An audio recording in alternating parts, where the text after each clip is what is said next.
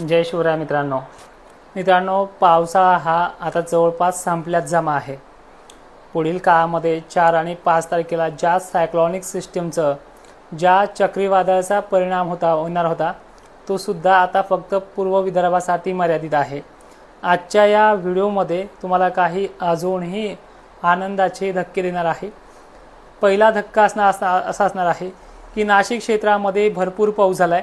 काही ठिकाणी वापसा व्हायला वेळ लागेल, पण काही ठिकाणी वापसा चांगल्या जमिनीच्या काही दिवसात सुद्धा होणार आहे। तुम्हाला कांदा बियाणे टाकण्यासाठी माझ्याकडनं आता सल्ला असेल। ज्या 28 सप्टेंबर पर्यंत मी तुम्हाला थांबवलं होतं त्या 28 सप्टेंबर नंतर तुम्हाला ती संधी देखील मिळालेली आहे। कांदा बियाणे टाकण्यासाठी तुम्हाला काही अडथळे नाहीत। आता थोडाफार स्थानिक वातावरणाचा जो काही पाऊस होईल तो 5 आणि 2 गावापुरताच प्रत्येक जिल्ह्यानुसार असणार आहे। मित्रांनो, पुढील 4-5 ऑक्टोबरला सुद्धा जो काही पाऊस ॲक्टिव्ह होणार आहे त्याची ताकद मात्र पश्चिम महाराष्ट्रापर्यंत जास्त प्रमाणात पोहोचणार नाही। ते जिल्हे कोणते आहे तेही डिक्लेअर केले पाहिजे, त्या जिल्ह्याची किती व्याप्ती आहे हेही डिक्लेअर केलं पाहिजे देखील बघूया।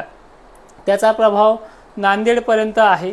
जी काही 4 तारीख आहे, नांदेड, नागपूर, गोंदिया, चंद्रपूर, हिंगणघाट, वर्धा, वाशिम, यवतमाळ, लातूरपर्यंत आणि मराठवाड्यातल्या काही परभणी वगैरे भागांपर्यंतची मजल आहे। 4 तारखेला संध्याकाळच्या वेळेला हे जे काही पावसाचं लेअर बनणार आहे ही लेअर पहिल्यासारखी रात्र बरसणारी नाही आहे, पहिल्यासारखं महापूर बरसणारी नाही आहे। पण मात्र आता ओलं जास्त झालंय, पहिलेच पाणी नदीपात्रात जास्त आहे। थोडाफार कमी जास्त प्रमाणात पडला तर एक गुडघ्याभर किंवा 2 फूट पाणी वाढायला येईल अशाच ह्या पावसाची मजल आहे।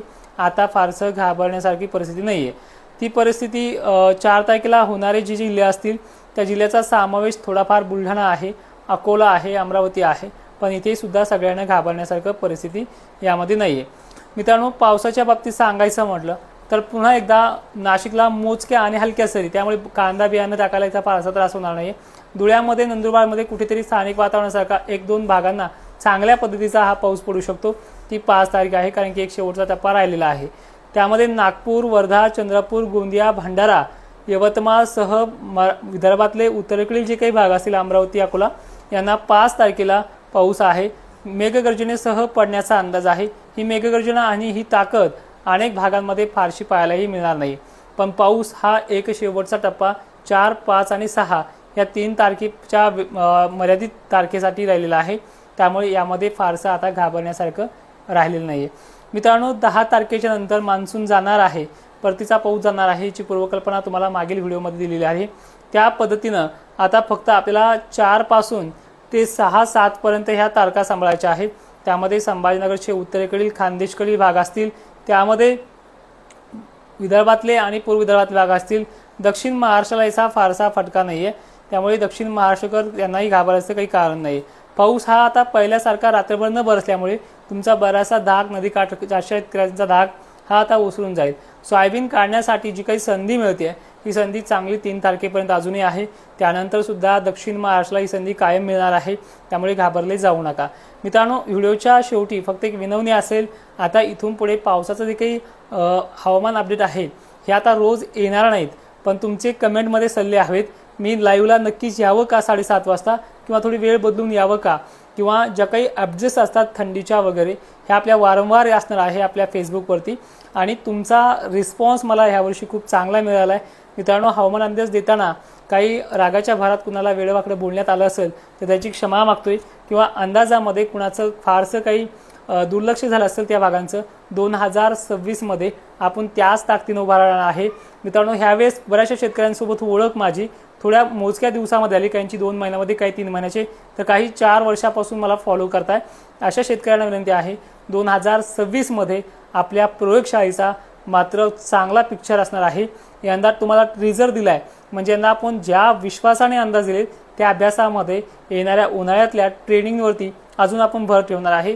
हवामान अंदाजामध्ये आपल्याला चांगल्या पद्धतीनं शेतकऱ्यांचे जेवढे होतील तेवढे, आता काय होते पेरणीच्या वेळेस सुद्धा अनेक अंदाजक संभ्रमात पडतात, सल्ला देऊ का। बरेच जण जुलै महिन्यापर्यंतही पेरण्या थांबवतात, पण जूनमध्ये पेरण्या नाही झाल्या तर जुलैचा पाऊस जो असतो तो व्यवस्थित सुद्धा बरसत नाही आहे। त्यामुळे जून आणि जुलैच्या नियोजनाची देखील आपण आता पुढच्या वर्षी 2026 मध्ये देखील आपण चांगल्या पद्धतीने अशाच तारखा देणार आहेत ज्या विश्वासाने देणार आहे। एकदा तारीख दिली तुम्हाला माहिती मी याच्या अगोदर सुद्धा ती कधीच बदलली नाही। असाच ठाम शब्द, असेच ठाम निर्णय तुमच्यासाठी घेऊन येणार आहे। आणि आज मात्र लाईव्ह का घेऊ शकलो नाही, कारण की येणाऱ्या 3 ऑक्टोबरच्या सभेची माझी तयारी आहे। मात्र उद्या 1 ऑक्टोबरला आपला लाईव्ह असणार आहे। दसऱ्याच्या दिवशी आपला लाईव्ह कदाचित होईल याची गॅरंटी नाही आणि 3 तारखेला सुद्धा होणार नाहीये। त्यामुळे सर्व मित्रांनी उद्या म्हणजे 1 ऑक्टोबरला सर्व शेतकऱ्यांनी हजर राहायचे 7:30 वाजता। जे काही पूर्ण महिनाभराचा मी सारांश सांगणार आहे तो ऐकायचा आहे। तसंही आपण 4 ऑक्टोबरला लाईव्ह येणारच आहोत, पण तरी सगळ्यांनी ह्या लाईव्हला सुद्धा हजर राहायचे। जय शिवराय, धन्यवाद।